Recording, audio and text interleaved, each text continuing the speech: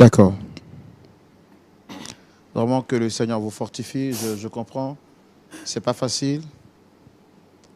On va dire que vous êtes frappé par un triple fardeau. Premièrement, vous n'arrivez pas à concevoir, vous n'avez pas d'enfant. Vous souffrez de cette maladie que vous n'avez pas souhaité avoir, qui est une anomalie. Un quatrième fardeau pourrait se rajouter à ces trois autres. Le plus grave, c'est que votre mari demande le divorce. Et je sais que ce n'est pas facile. C'est vraiment honteux. Mais nous espérons que Dieu vous aide à en sortir. Essuyez vos larmes, soyez vraiment fortes. Et sachez que moi, je comprends ce que vous vivez. Je comprends parfaitement la situation que vous traversez. Et je suis de cœur avec vous. Je suis vraiment de cœur avec vous. Merci. Merci. C'est pas facile de braver vraiment les regards de tout le monde. C'était une situation qui était secrète. Là, aujourd'hui, devant le monde entier, vous êtes obligé de vous dévoiler parce que vous avez peur de perdre votre foyer. Et on ne souhaite ça à personne, à aucune femme partout à travers le monde. Que le Seigneur vous soutienne. Pasteur Tchoumou, voici une dame qui nous visite aujourd'hui sur notre plateau et qui souffre.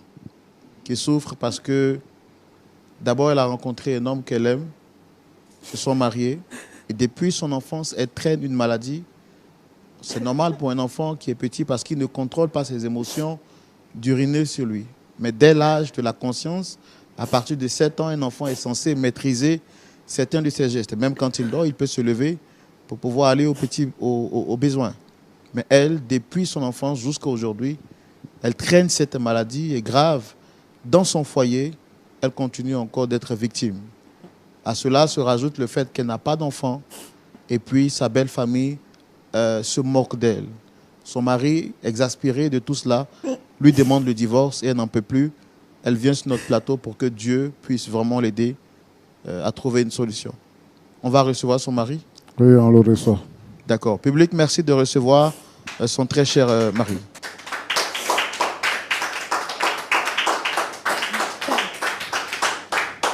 Bonsoir.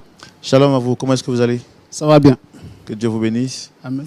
Alors, merci de répondre à notre invitation. Je suis Roland Sombo, présentateur de l'émission Point d'accord. En face, vous avez le pasteur Jean-Yves Tchoumou et des frères et sœurs dans la foi qui sont là pour écouter votre histoire. Je rappelle que vous êtes monsieur Arnaud Denis. Monsieur Arnaud Denis. En tout cas, merci d'être ici avec nous. Et puis, vous êtes très bien habillé surtout. Merci.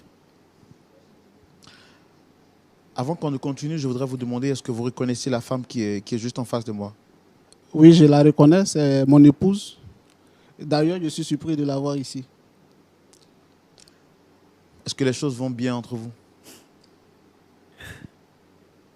À ma connaissance, ça allait, mais dans ces 2 derniers mois, ce n'est pas trop ça. Ça vous écœure ou bien ça vous dit absolument rien?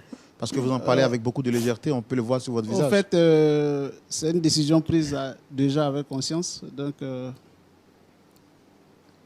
si ça ne va pas, c'est en partie moi qui ai pris la décision.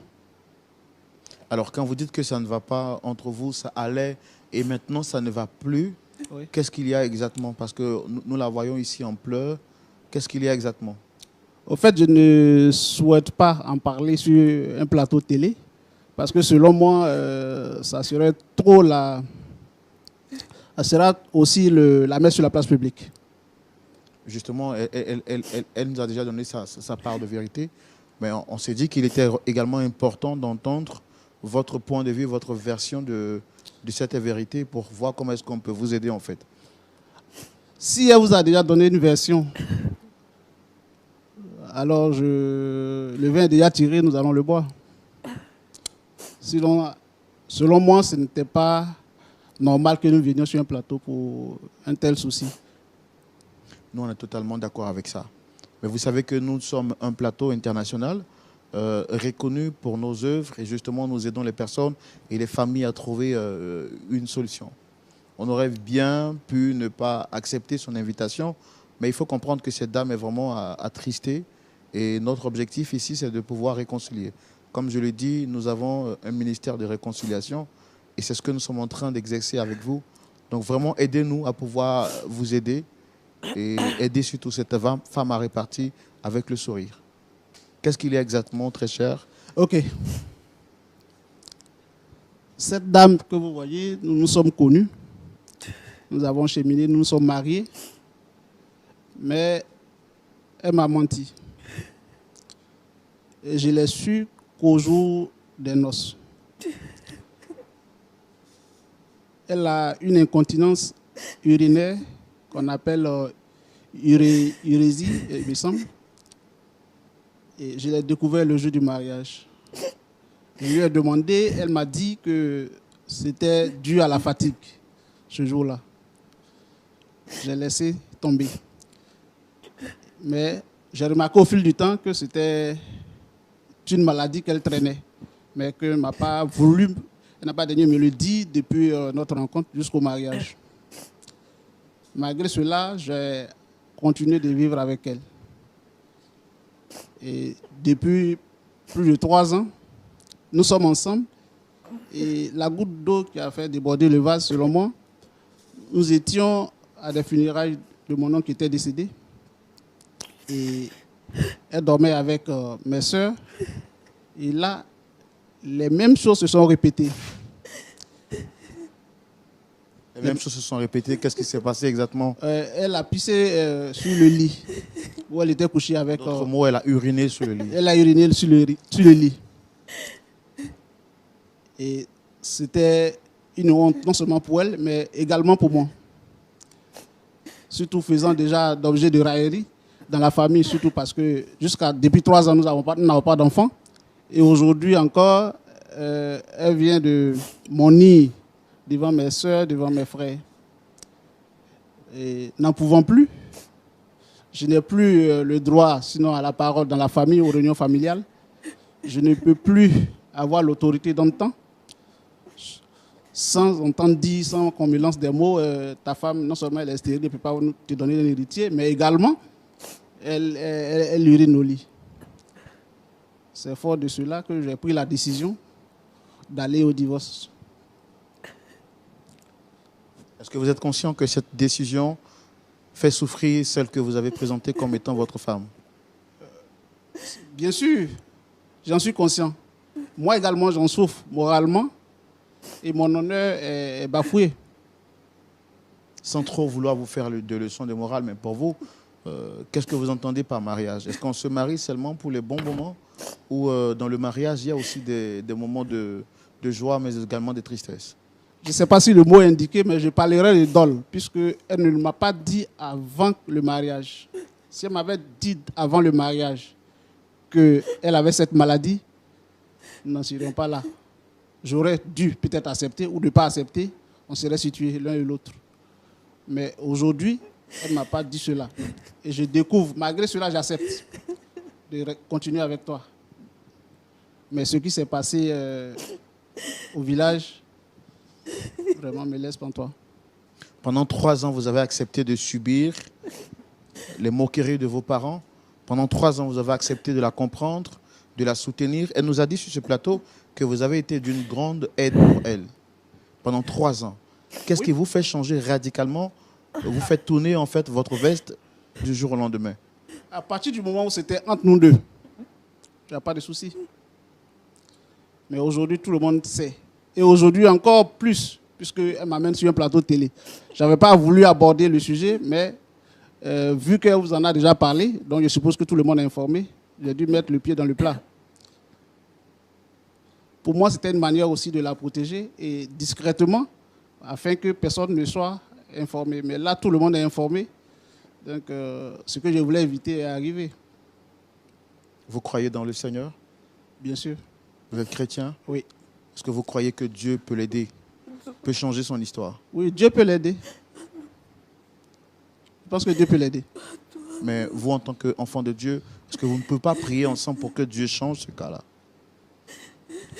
On l'a déjà fait depuis depuis 3 ans. Donc vous êtes à bout de force. Oui. Comme vous l'avez dit, le Seigneur même peut nous donner la force, mais pour le moment, je suis à bout de force.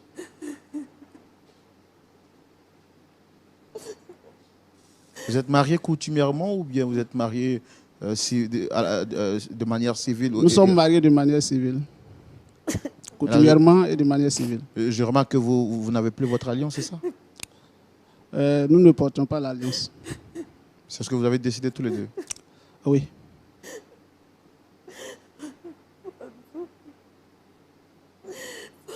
À vrai dire, est-ce que vous l'aimez encore ou l'amour n'est plus?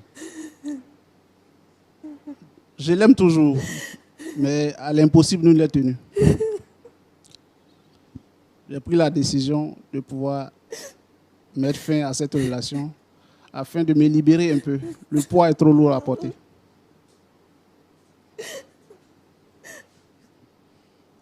D'accord. Nous allons écouter l'avis de notre pasteur consultant, le pasteur Jean-Yves Tchoumou. Faut-il abandonner une femme quand elle nous a caché un secret qu'on a découvert cela dans le mariage? Est-ce que le mariage c'est seulement pour les temps de bonheur? Est-ce que les temps difficiles ne devraient pas être l'espace idéal pour prouver notre amour à notre partenaire? Que nous recommande la Bible dans ce genre de situation? Le divorce est-il autorisé en cas de mensonge découvert dans le mariage? Pasteur Jean-Yves Tchoumou, éclairé à la lumière de la parole de Dieu, nous répond tout de suite dans la rubrique à la loupe de la parole. Et c'est tout de suite.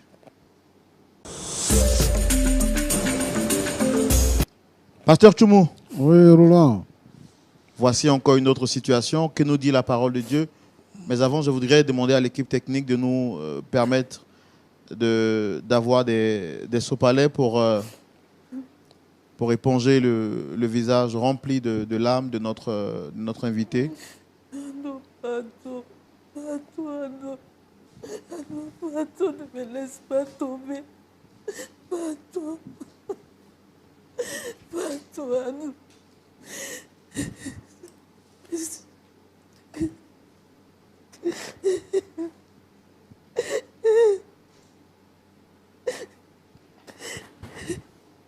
Soyez forte, madame. Que le Seigneur vous fortifie. Soyez forte. Pasteur Tchoumou. Oui, Roland. Voici la situation. Okay. Comme le disent les Ivoiriens, on fait comment? Merci beaucoup. Je voudrais m'adresser à ma fille pour dire ceci. Dame Victoria. Victoria, il faut sécher tes larmes. Il faut sécher tes larmes.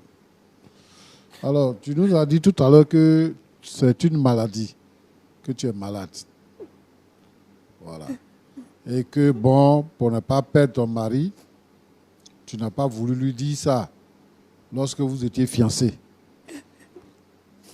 Mais c'est toutes les nuits que tu mouilles le lit ou bien il y a des jours? C'est toutes les nuits? En tout cas, la plupart des nuits. La plupart des nuits. Donc tu savais que en venant à la maison avec lui, tu vas mouiller le lit. Mais tu dis que tu ne veux pas le perdre. Peut-être que si tu lui avais dit et tu lui avais donné la possibilité de choisir, le choix serait bien. Maintenant, deuxièmement, c'est que vous arrivez aux funérailles au village. Lui, il sait, toi, tu sais. Mais quand même, vous acceptez que tu ailles dormir avec les autres. Bon, ça allait arriver. Comme tu parles de maladie. Sinon, bon, il ne faut pas boire l'eau le soir. Il ne faut pas manger même. Là, au moins, tu sais que tu peux te contenir. Vous êtes parti à l'hôpital. Et là-bas, on a dit quoi? Il n'y a pas de solution pour le moment. Il n'y a pas de solution. Tu as été infecté, ou bien tu es né comme ça? Je ne sais pas si j'ai eu une infection, mais je ne suis pas née comme ça. D'accord. Que le Seigneur te fortifie. Mais vraiment, quand vous êtes fiancé là, dites à votre fiancé, si vous êtes malade, si vous avez un enfant, ceci, cela, il faut expliquer ça. Comme ça, le monsieur n'est pas surpris dans le mariage. Et là, la première nuit même, tu avais une occasion de dire encore, tu dis non, que c'est parce que je suis fatigué que c'est arrivé. Yako, en tout cas. Et que le Seigneur te fortifie. Nous allons prier pour toi. Nous savons que le Seigneur est capable de tout. Ce qui est impossible aux hommes est possible à Dieu. Nous allons prier pour toi et la situation va changer. Et tu seras guéri. Tu as compris? Il faut arrêter de pleurer.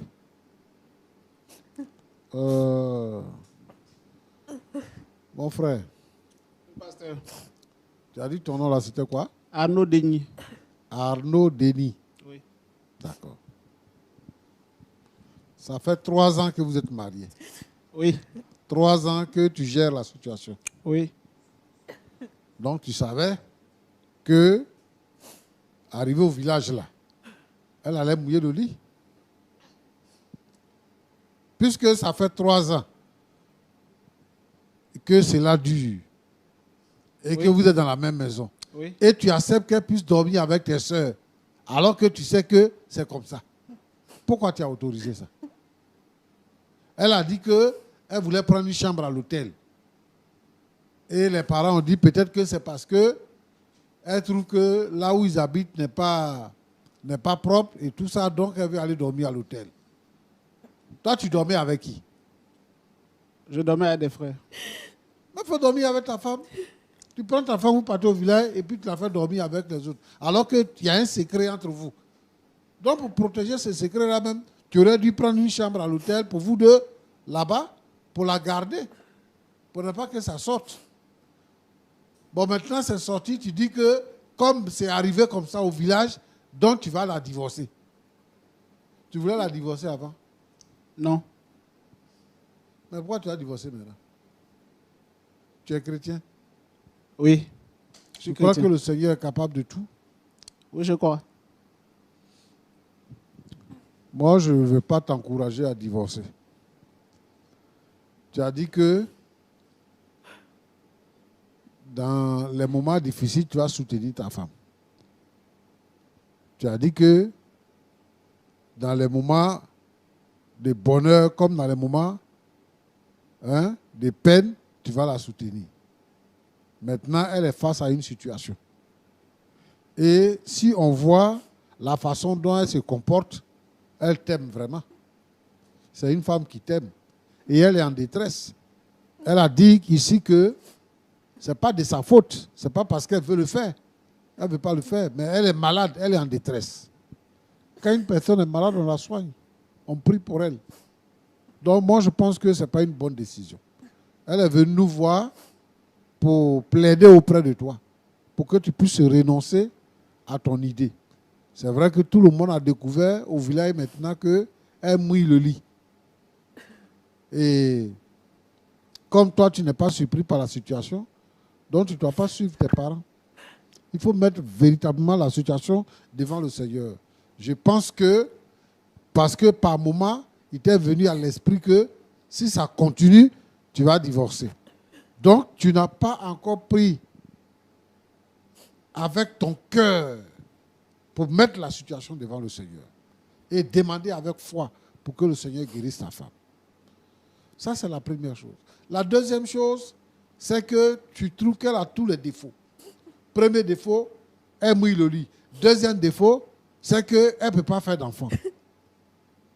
Donc, tu veux te débarrasser d'elle pour pouvoir trouver une autre femme qui va faire enfant et qui ne va pas mouiller le lit. Mon frère, Dieu a permis que tu rencontres cette femme-là pour que tu sois un soutien pour elle. Pour que par toi, la délivrance vienne dans sa vie. Et que ce soit un témoignage. Nous, les enfants de Dieu, là, nous, on a confiance au Seigneur. Tout ce qu'on fait, on base notre espoir, notre confiance sur le Seigneur. C'est ça qu'on dit avoir la foi. La foi nous permet de déplacer les montagnes. Et ça, c'est une montagne. Dieu est capable de tout.